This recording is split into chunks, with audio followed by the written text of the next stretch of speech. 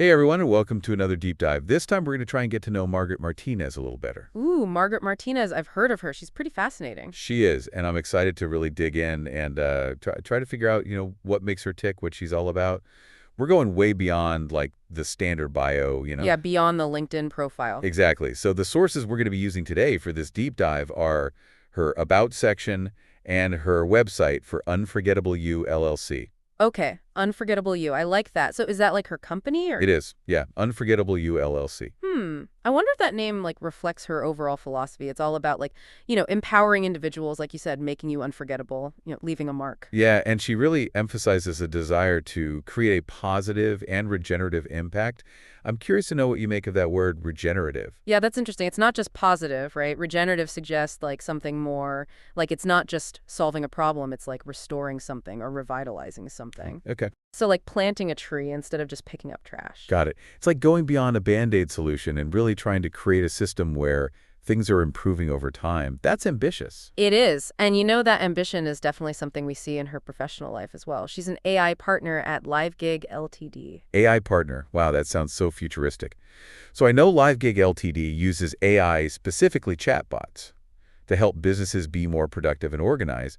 But what does that actually look like in practice? Like, how does a chatbot make you more productive? Right. Well, imagine, let's say you're a company and you're struggling to like schedule meetings across different time zones. Okay, yeah, that's always a nightmare. Right. So LiveGig could develop a chatbot that integrates with everyone's calendars. It finds the best meeting times, automatically sends out invites, even handles reschedulings. Oh, wow. So it's like having a personal assistant, but it's AI, and it frees up your employees to focus on more important things. I like it. So it's not about replacing humans. No. It's about streamlining those tedious tasks. Yeah, exactly. I see. Well, she mentioned helping people unlock new levels. What kind of levels are we talking about here? Well, it could be a lot of things. It could be new levels of efficiency, like in our example, Okay. or new levels of collaboration, or even like completely new business models. Think about a company that used to rely on manual data entry.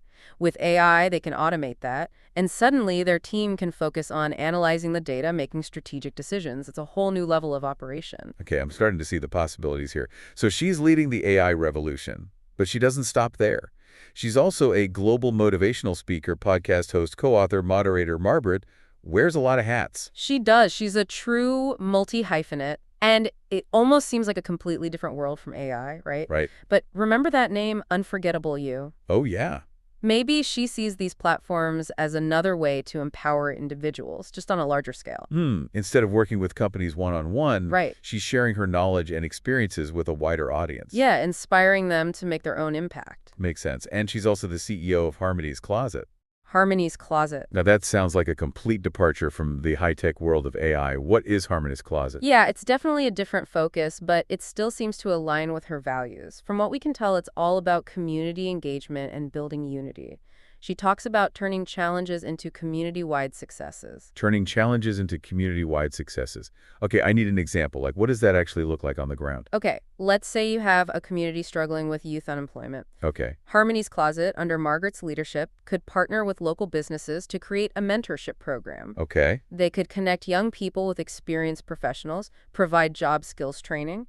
So what starts as a challenge becomes an opportunity. Yeah, for the youth and the businesses, everybody wants. Exactly. It's about sustainable solutions that benefit the free community. And she mentions pioneering strategies and robust partnerships, which really emphasizes that collaborative approach. Yeah, she's definitely a we not me kind of leader. But it makes you wonder how her education plays into all of this. Right, she went to Kansas City, Kansas Community College. Does that tell us anything? Well, community colleges often have a strong focus on serving the local community and preparing students for practical careers. So maybe that experience instilled in Margaret a strong sense of social responsibility, a focus on tangible results. Okay, so it's not just about the degree. It's about the values and mindset you develop in that environment. Yeah, exactly. And it's amazing how she balances all of this with teaching Spanish and being a mom. It's like she's living that unforgettable you philosophy in her own life. Right. She's not just talking the talk, she's walking the walk. And, speaking of getting a glimpse into her impact, I think the testimonials on her website are really revealing. Okay, let's hear them. But maybe instead of reading through every single one, you could pick out a couple that really highlight different aspects of her work and personality. Sure. So we have Dato Edward Lee, a diplomat to the United Nations. He calls her a powerhouse who has empowered him from day one. Wow, high praise. Right. He specifically highlights her work in advocacy and her global reach. Okay, so her influence extends far beyond her immediate community. Yeah. Then there's Richard Lowenthal, the founder of Go Brunch. He focuses on her community building skills. He praises her ability to connect with others and her remarkable commitment to building a strong network. So she's not just a leader, she's a connector. Right. And finally, we have Zachary Simon, a doctoral student in clinical psychology. He highlights her dedication to mental health advocacy. Okay. He was particularly impressed by her ability to create a safe space during a live stream event focused on mental health for Black men. Wow, that's powerful. It shows that she's using her platform to address some really important and often stigmatized issues. Yeah, she's not afraid to tackle difficult topics. So far, we've seen a woman who is passionate about technology, about community, about making a real difference. It's definitely not your average resume. It's not. And as we move into part 2 of this deep dive, I think the big question is, how do all of these seemingly disparate pieces fit together? What's the common thread running through Margaret's work? That's a great question. We'll be back soon to explore that further and uncover even more about the fascinating world of Margaret Martinez. Welcome back. I keep thinking about how Margaret seems to blend like this high-tech world of AI with a really human approach. Yeah, it's interesting. It's easy to get caught up in all the hype, like AI is going to solve everything, but Margaret seems to recognize that it's a tool, and it's really about the intention behind it. Right. And speaking of intention, we left off talking about the testimonials, and I was really struck by that comment from Zachary Simon about how Margaret created a safe space to talk about mental health. It seems like this idea of community and belonging is really important to her, whether it's Harmony's Posit or her public speaking or even her work with AI. Yeah, definitely. It makes you wonder how she does that. Like, how does she create that sense of community in so many different settings? Well, in her mission statement for Unforgettable You, she talks about empathetic, compassionate, and intentional leadership. Okay. Do you think that's the key? I think it's a big part of it. Empathy helps her understand where people are coming from. Compassion drives her to want to help.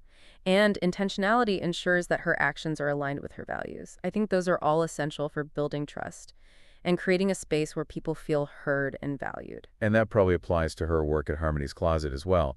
Leading an organization that's all about community engagement. It takes more than just, like, business skills. You need to genuinely connect with people. Absolutely. And remember that phrase, turning challenges into community-wide successes. I think that says a lot about her approach. How so? Well, it suggests that she sees challenges as opportunities, not just obstacles. It's like, okay, we have this problem. How can we bring people together to find a solution that benefits everyone? Yeah, it's not about imposing solutions. Right. It's about empowering people to find their own answers. Exactly. Working together to create something that works for the whole community. It reminds me of her education again. We talked about how community colleges often emphasize practical skills and local engagement. Yeah. Do you think that maybe shaped her leadership style, this collaborative approach? I think it's possible. Community colleges often have this focus on serving the needs of the community. There's this sense of shared purpose.